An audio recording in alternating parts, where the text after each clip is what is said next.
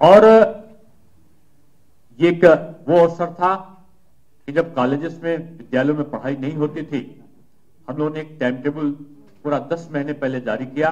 कब परीक्षा, कब परिणाम, कब उसकी चेकिंग और कब प्रवेश होगा। पाठ्यक्रम का आजादी के बाद पहली बार पूरे पाठ्यक्रम का परिवर्तन हुआ और परिवर्तन होने के बाद उसको रोजगार परक शिक्षा को उसमें जोड़ा गया। और रोजगार परक शिक्षा के साथ साथ जो पुस्तकें थी, जो 20 वर्षों पहले जिनका जो मूल्य रहा होगा, उस मूल्य पर माध्यमिक शिक्षा में वो पुस्तकें उत्तर प्रदेश में उपलब्ध हुई। समय से परीक्षा, समय से परिणाम और समय से परिणाम के साथ साथ समय से प्रवेश और पूरे वर्ष पठन पाठन की प्रक्रिया पारदर्शी तरीके से हुई। कोरोना के संक्रमण में भी ऑनलाइन परीक्षा एक स्वयं प्रभा चैनल के माध्यम से भी, दूरदर्शन के माध्यम से भी और ऑनलाइन एजुकेशन सिस्टम को यूपी ने पूरा नेतृत्व पूरे देश में किया।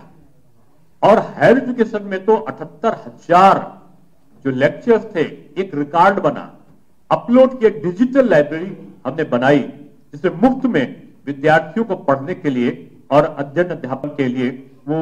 जो उत्तर प्रदेश के अच्छे जो प्रोफेसर थे उनके लेक्चर्स अपलोड होकर उसमें सामने आए।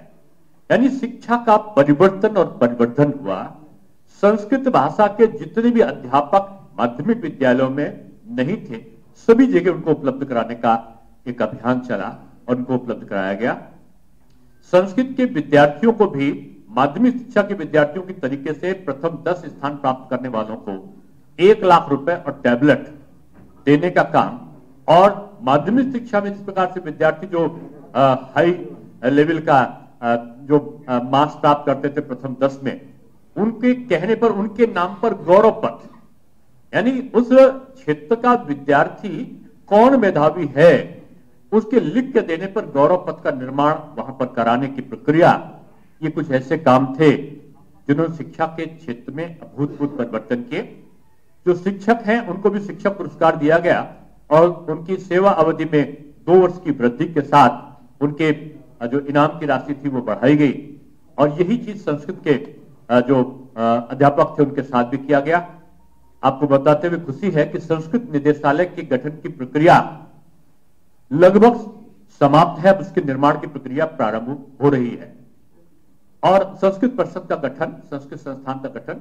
और तमाम विश्वविद्यालयों में जहां पठन पाठन नहीं था संस्कृत का, उनमें कई विश्वविद्यालयों में पठन पाठन की प्रक्रिया भी शुरू हुई। यानी हमने शुचिता, पारदर्शिता के साथ शैक्षिक परिवर्तन किए और सभी विश्वविद्यालयों में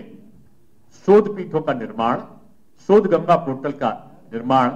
रिक्त पदों की भर्ती को पारदर्शी तरीके से पूरा करना, यानी बेसिक, माध्यमिक और उच्च शिक्षा को अगर मिला लें तो 1.5 लाख के आसपास अध्यापकों की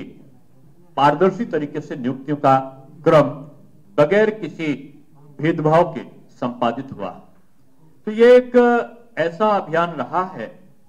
जिसने शिक्षा के क्षेत्र में अभूतपूर्व परिवर्तन लाया। 6,000 के आसपास 5,900